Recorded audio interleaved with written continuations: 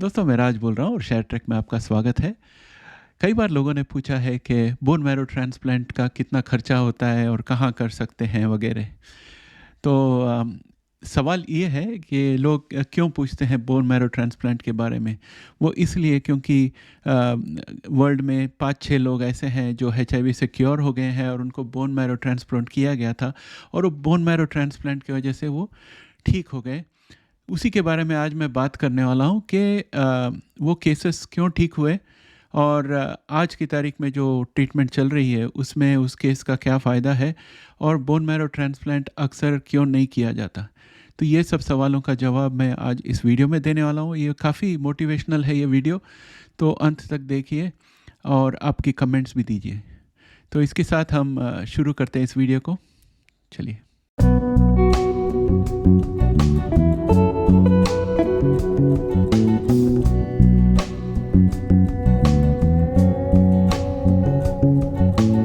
दोस्तों दुनिया में बहुत सारे ऐसे केसेस हैं, बहुत सारे यानी कि 5 या 6 केसेस हैं ऐसे जिसमें लोगों जिनको HIV था उनका HIV चला गया क्योंकि उनको बोन मैरो ट्रांसप्लांट किया गया था। और ख़ास उस बोन मैरो ट्रांसप्लांट में एक इस तरह की जेनेटिक वेरिएशन थी, यानी कि उनकी जीन्स में एक चेंज थी जिसकी वजह से CCR5 डेल्टा 32 उनके CD4 T सेल में नहीं था, तो उसके वजह से वो बच गए।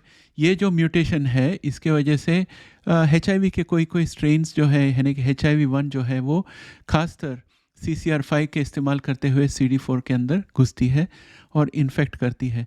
तो CCR5 नहीं होने की वजह से वो CD4 सेल के अंदर घुस नहीं सकती और इन्फेक्ट नहीं कर सकती, तो इस तरह से वो बच गए।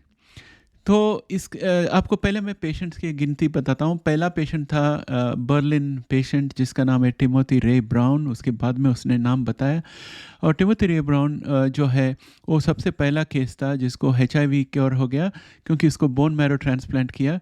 और उसको बोन मैरो क्यों ट्रांसप्लांट किया? HIV के लिए नहीं किया था, उसको बोन मैरो ट्रांसप्लांट किया था ल्यूकेमिया के लिए। 2007 की बात है। उनको ल्यूकेमिया उनकी बहुत सीवियर हो गई थी और उनका जान बचाने के लिए एक ही रास्ता था, बोन मैरो ट्रांसप्लांट। तो बोन मैरो ट्रांसप्लांट उन्होंने जो किया, जिस डोनर ने दिया उसको CCR5 डेल्टा 32 म्यूटेशन था। उसका मतलब है कि उस जो डोनर था उसका ब्लड बोन मैरो से जो CD4 T सेल्स बनती उनमें CCR5 नहीं थी। तो उसके वजह से क्या हो गया कि जब वो बोन मैरो उसके बॉडी में ट्रांसप्लांट कर दिया, उसके बाद जो नए CD4 T सेल बने वो CCR5 के बिना के बने और उन्होंने HIV को अंदर घुसने ही नहीं दिया CD4 T सेल के अंदर और HIV को ख़त्म कर दिया। और उनका बॉडी में जो HIV वायरस लेवल है वो कम होते गई और उन्होंने ART बंद कर दिया तो भी ऊपर नहीं आई। फाइनली 2020 में टिमोथी रे ब्राउन चल बसे, लेकिन उनको HIV की वजह से नहीं हुआ था, वो कोई आम कारण से हुआ था। तो ये था केस टिमोथी रे ब्राउन का। और 2019 में एक और केस थी जो बिल्कुल टिमोथी रे ब्राउन जैसे ही केस थी, उसको द लंदन पेशेंट कहते हैं। और उस पेशेंट का नाम बाद में पता चला कि एडम कैस्टेलियो उसका नाम था। और एडम को HIV हुआ था, उसको डायग्नोस किया था हॉटकिंस लिम्फोमा के साथ। और वो हॉटकिंस लिम्फोमा उसकी बढ़ गई थी, इसके लिए उसको बोन मैरो करने की ज़रूरत थी उसकी जान बचाने के लिए। जब बोन मैरो ट्रांसप्लांट किया तो उनको एक CCR5 डेल्टा 32 म्यूटेशन वाले डोनर मिले। उसके वजह से वो ट्रांसप्लांट के बाद वो बच गए, उनका HIV टोटली क्योर हो गया उसकी वजह से। फिर इसके बाद आते हैं 2020 में डज़ल्डॉर्फ पेशेंट, ये थर्ड केस है। और इनको हुआ था ब्लड कैंसर जिसको नॉन हॉजकिंस लिम्फोमा कहते हैं और उसकी वजह से उनको बोन मैरो ट्रांसप्लांट करने की ज़रूरत पड़ी थी। और साथ में वो HIV के भी पेशेंट थे, तो उनको भी CCR5 म्यूटेशन वाला बोन मैरो मिला और उसकी वजह से वो बच गए, उनका HIV टोटली क्योर हो गया। तो ये सब सुन के लोग कहते हैं कि हमें बोन मैरो ट्रांसप्लांट चाहिए, तो ये मूल है उस क्वेश्चन का। 2022 में एक और case I, the city of hope patient, जो एक 66 ईयर ओल्ड आदमी थे जो अनोनिमस रहना चाहते थे। बाद में उनका नाम पता चला एडमंड्स करके। और इनको हुआ था एक टाइप ऑफ ब्लड कैंसर जिसकी वजह से इनको बोन मैरो ट्रांसप्लांट करनी पड़ी। इनको भी CCR5 म्यूटेशन वाली बोन मैरो मिली, तो ये भी बच गए। और ये जो केसेस हुए थे इनमें सब बोन मैरो ट्रांसप्लांट HIV के लिए नहीं किया गया था, इनमें बोन मैरो ट्रांसप्लांट किया गया था ताकि वो कैंसर से बच सके। ये जो लास्ट पेशेंट थे इनका नाम था पॉल एडमंड्स। पहले वो अपना नाम बताना नहीं चाहते थे, लेकिन बाद में उन्होंने कहा कि दूसरे लोगों को प्रेरित करने के लिए मैं अपना नाम बताना चाहता हूँ। पॉल एडमंड्स नाम है। फिर उन्होंने 1-2 TV इंटरव्यूज़ भी दिए। और 2023 में एक जेनेवा पेशेंट आए जो पाँचवें केस थे, जो HIV से क्योर हो गए। और लेकिन यहाँ पर बात कुछ अलग थी। जेनेवा पेशेंट जो है उनको भी स्टेम सेल ट्रांसप्लांट मिला, क्योंकि उनको बहुत ही एग्रेसिव ल्यूकेमिया था और ल्यूकेमिया से बचने के लिए उनको बोन मैरो ट्रांसप्लांट करनी पड़ी। लेकिन इनको CCR5 वाला डोनर नहीं मिला। फिर भी वो बोन मैरो ट्रांसप्लांट के बाद उनका HIV लेवल्स एकदम ज़ीरो हो गया। और अभी 20 महीने होने के बाद उनको डॉक्टर्स ने कहा है कि आप ART बंद कर दीजिए और हमें देखना है कि इसके बाद भी आता है कि नहीं, क्योंकि उनके हिसाब से CCR5 डोनर नहीं था, CCR5 म्यूटेशन वाला बोन मैरो नहीं डाला था। फिर भी इनका वायरल लेवल ट्रांसप्लांट के बाद कम हो गया है। तो इसका वो कारण समझते हैं कि ऐसा भी हो सकता है कि जो नया बोन मैरो ट्रांसप्लांट किया उसमें से जो CD4 सेल्स बने, शायद वो काफ़ी स्ट्रॉन्ग थे और उसने HIV को डिफीट कर दिया।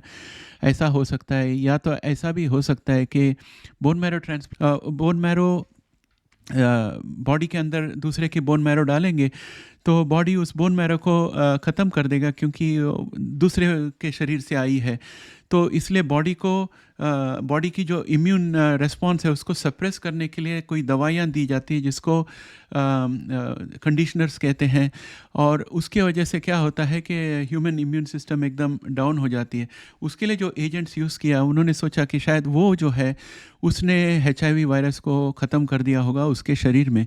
तो अभी डॉक्टर्स ने कहा है इनको कि 20 महीने तो हो गए हैं, अभी आप ART बंद कर दीजिए, हमें देखना है कि HIV वापस आता है कि नहीं। तो कुछ महीनों में हमें पता चलेगा कि कुछ फ़र्क पड़ा है कि नहीं। और अगर ये क्योर हो गए हैं तो फिर डॉक्टर्स को ये देखना पड़ेगा कि उनके ऊपर कौन से इम्यूनोसप्रेसेंट यूज़ किए थे और क्या उसे ऑर्डिनरी HIV पेशेंट के ऊपर इस्तेमाल किया जा सकता है विदाउट एनी साइड इफ़ेक्ट। तो वो सर्च करके वो शायद एक हाथ जवाब लेके आ सकते हैं। तो दोस्तों, मैं ये सब कहानियाँ आपको इसलिए बताया क्योंकि मुझे कई बार जो 1.5-2 साल से जो मैं वीडियोस बना रहा हूँ, मुझे कई बार लोगों ने पूछे हैं कि बोन मैरो ट्रांसप्लांट का भाव कितना हो सकता है, कहाँ हो सकता है।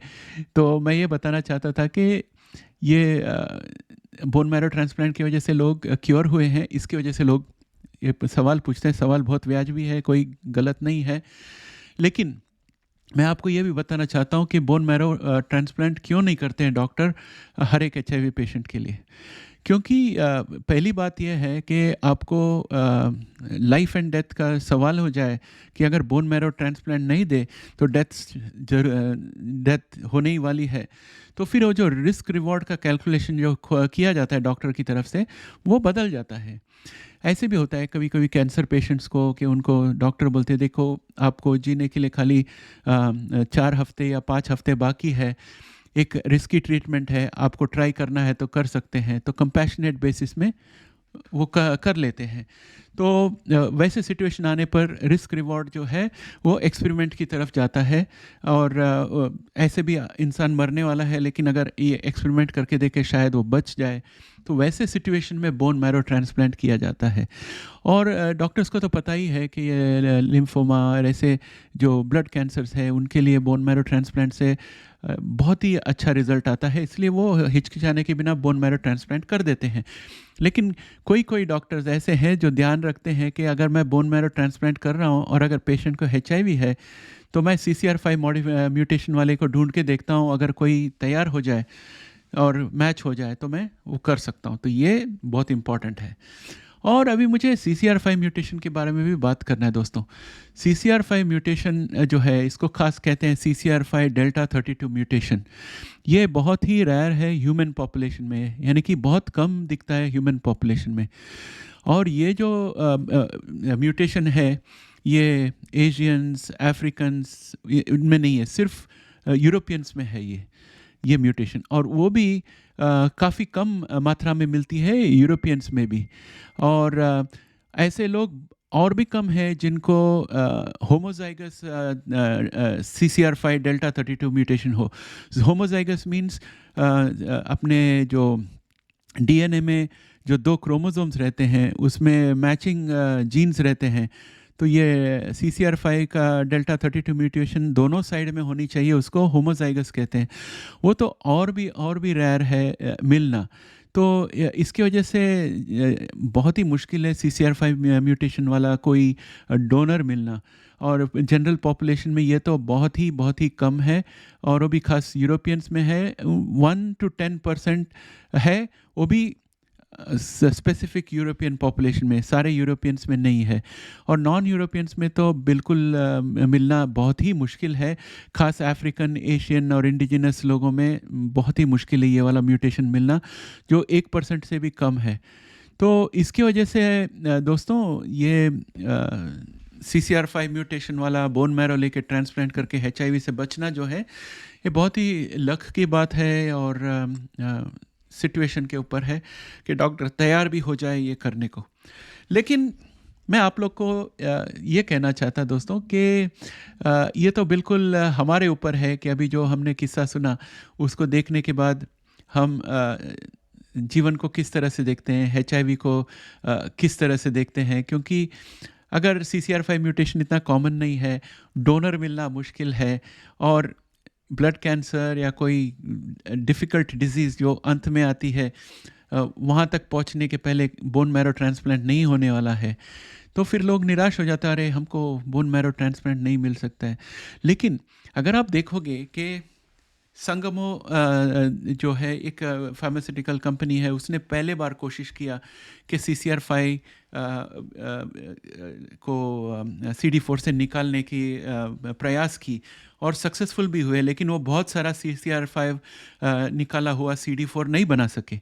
लेकिन AGT103-T जो है, ये एग्जैक्टली वही करते हैं। वो पेशेंट के बॉडी से CD4 T सेल निकालते हैं, और फिर वो CD4 T सेल को एडिट करते हैं ताकि CCR5 उसमें से निकल जाए, और उसके अंदर शॉर्ट इंटरप्टिंग RNA डाल देते हैं, जो अगर CXR4 से अंदर दूसरे स्ट्रेन ऑफ वायरस आ जाए तो उसको फाइट करके उसको हटा दे। तो इस तरह से उन्होंने इंजीनियर किया है ताकि आपको डोनर के ऊपर डिपेंड नहीं करना पड़े, आपको बोन मैरो ट्रांसप्लांट करने की ज़रूरत ना पड़े। तो दोस्तों, मैं हमेशा यही कहता हूँ कि हमें ऐसे रहना चाहिए कि अगर एक ग्लास देखें तो हम उसको हाफ फुल समझे, हाफ एम्प्टी नहीं। तो आपका ऊपर चॉइस है कि आप किस तरह के व्यक्ति बनोगे। क्या आप ये देखकर कहोगे कि ग्लास हाफ फुल है, कि AGT एक दिन सक्सेसफुल हो जाएगा, फिर हमें डोनर की ज़रूरत नहीं और हमें बोन मैरो ट्रांसप्लांट की ज़रूरत नहीं, हमें डायरेक्टली CCR5 म्यूटेशन वाला CD4 T सेल मिलेगा और हम फंक्शनली क्योर हो जाएंगे।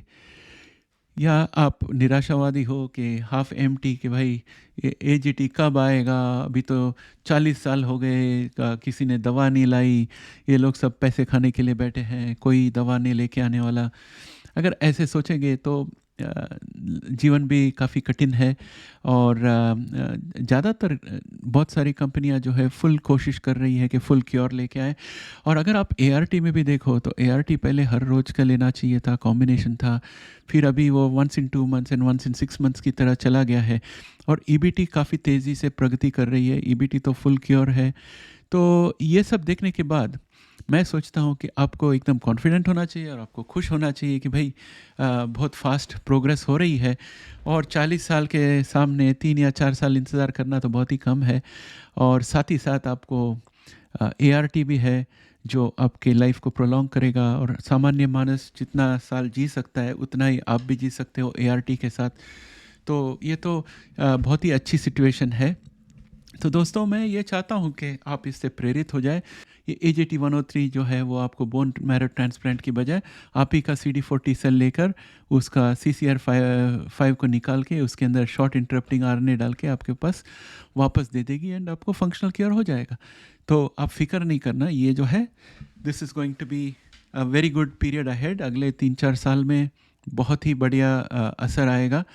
और दोस्तों ये जो चैनल है इसमें हमने 1.5-2 साल से बहुत कोशिश की है कि आपके लिए HIV प्रोग्रामिंग लेके आए, ढूंढ के जो भी थेरेपीज है। नहीं मैं आपको थेरेपीज़ के बारे में बताता हूँ, बल्कि वो किस तरह से काम करती है वो बताता हूँ और आपको एजुकेट कराता हूँ। जैसे कि आप मेडिकल के स्टूडेंट बन रहे हो उस तरह से मैं आपको एजुकेट कराता हूँ कि ह्यूमन इम्यून सिस्टम कैसे काम करती है। हमारे चैनल में बहुत सारे वीडियोस है, जो प्लेलिस्ट भी है पूरा ह्यूमन इम्यून सिस्टम का, कि किस तरह से इम्यून सिस्टम काम करता है और कैसे HIV थेरेपी इम्यून सिस्टम का इस्तेमाल करते हुए HIV को डिफीट करती है और कैसे HIV इम्यून सिस्टम को यूज़ करके हमारे शरीर में फैलती है। तो ये सब चीज़ें मैं इसमें आपको प्रेजेंट करता हूँ। और अभी तो हमारी संख्या लगभग 5000 सब्सक्राइबर्स की होने वाली है, बस बिल्कुल थोड़ी कमी है। और अगर आपने सब्सक्राइब नहीं किया और हमारी वीडियोस रेगुलरली देख रहे हो तो सब्सक्राइब कर लीजिए। और अगर आप हमारे चैनल को पसंद करते हो तो आपके दोस्तों को भी बताइए कि वो भी सब्सक्राइब कर ले, ताकि हमारी संख्या बढ़े। और सब्सक्राइबर होने के नाते अगर आप हमें और भी सपोर्ट करना चाहते हो ये काम जारी रखने के लिए, तो मैं आग्रह करूँगा कि अभी महीने के अंत की तरफ हम जा रहे हैं, आप मेंबर बन जाइए। हमारे यहाँ तो ऑलरेडी 15 मेंबर्स हैं, हमें तो बहुत सारे मेंबर्स चाहिए ताकि हम ये हिंदी प्रोग्रामिंग जारी रख सकें और भी कुछ डिटेल में आपको प्रोग्राम्स ला सकें इस विषय में। तो आप जॉइन बटन दबा के मेंबर बन जाइए और इस चैनल को सहायता कीजिए। और दोस्तों इसके साथ ये वीडियो यहीं समाप्त करता हूँ। जय हिंद।